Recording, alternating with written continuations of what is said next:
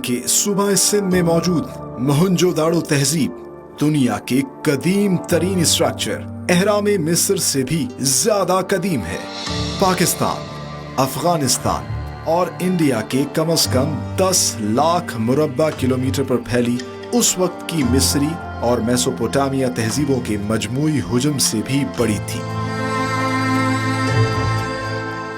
मारूफ बरतानवी माहिर आसार कदीमा चार्ल्स मेसन ने 1820 की दिहाई के आखिर में इसे उस वक्त दरियाफ्त किया जब वो हड़प्पा गए। 1920 में माहिरीन आसार कदीमा ने हड़प्पा और मोहनजोदाड़ो में बाकायदा खुदाइयां की तो वादी सिंध की कदीम तहजीब से पर्दा आश्कार हुआ। माहिरीन के मुताबिक उन्हें हाल ही में ऐसे शवाहिद मिले हैं जिनके मुताबिक ये तहजीब 8000 साल पुरानी है, जबकि इससे कबल इसे 5500 साल तक कदीम ख्याल किया जाता था। मोहनजोदाड़ो जो उस तहजीब का सबसे बड़ा शहर था, यहाँ ऐसे बड़े स्विमिंग पूल्स के आसार मिले हैं जिसकी चुनाई पुख्ता ईंटों से की गई थी और इसके इर्द गिर्द कपड़े बदलने के कमरे, ईंटों और लकड़ी के बने अनाज के बहुत बड़े बड़े गोदाम, अनाज पीसने वाली चक्कियां, कपास को रंग करने के कारखाने और गुसल खाने, सीधी गलियों में लगे कूड़ेदान और इनमें पानी की निकासी के लिए ढकी हुई नालियां और कम से कम 700 पानी के कुएं। ये समझने के लिए काफी है कि वादी सिंध के लोग शहरों की आबादकारी बाकायदा मंसूबा बंदी से करते थे। घरों से मिलने वाली अशिया में मूर्तियां,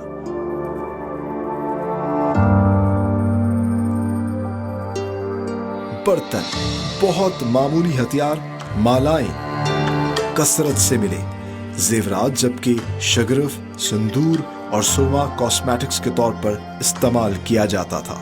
माहिरीन को मिले शवाहिद के मुताबिक सिंध की तहजीब के लोग खिलौनों और खेलों में दिलचस्पी रखते थे। पत्थरों पर चौकोर खाने बने हुए हैं जो शायद शतरंज की ही इब्तदाई शक्ल हो, जबकि यहाँ लिड्डो के दाने से मुशाबे 6 इतराफ वाला पत्थर भी मिला है जो इसी तरह के किसी खेल में इस्तेमाल होता होगा।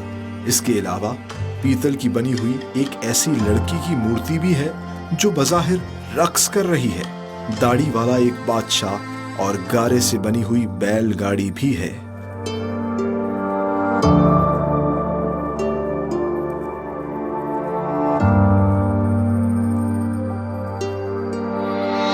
मोहनजोदाड़ो से मिलने वाले कतबे, तस्वीर और सिक्कों पर कंदा रस्मुल खत ऐसी तस्वीरों और निशानात पर मुश्तमिल है जिसे आज तक पढ़ने में कामयाबी नहीं मिल सकी। शहर में उमरा और गरीब दोनों तबके मौजूद थे, लेकिन ये बात हैरान कुन है कि वहां इबादत गाहें नहीं थीं और ना ही किसी हुक्मरान के महल के निशानात मिले हैं।